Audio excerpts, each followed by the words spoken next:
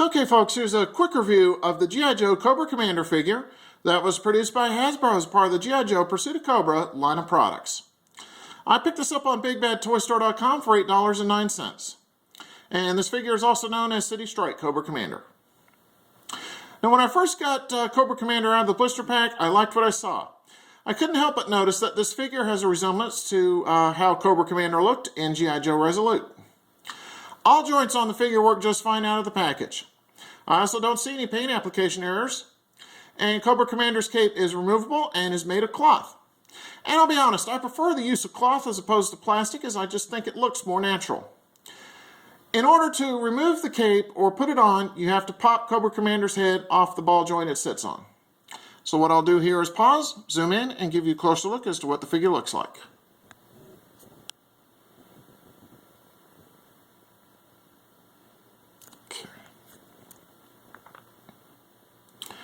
Alright, Cobra Commander came with 8 different accessories in addition to the figure stand you see him standing on.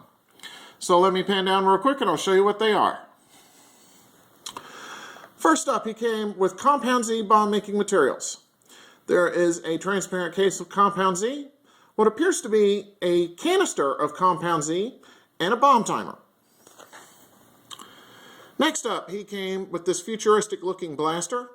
This doesn't seem to resemble any handguns that I'm aware of. And there was no holster present for the gun either, which I felt was unfortunate.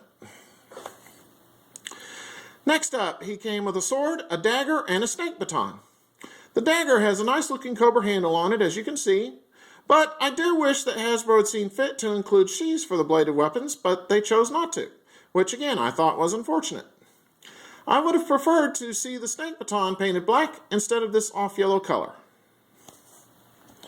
Okay, and finally he came with this Cobra Command staff. This has nice detailing, but again, I would have preferred that it had been painted in black instead of this off-yellow color. Back to the figure itself. What I'll do now is a quick 360 of the figure and let you see what he looks like from all sides.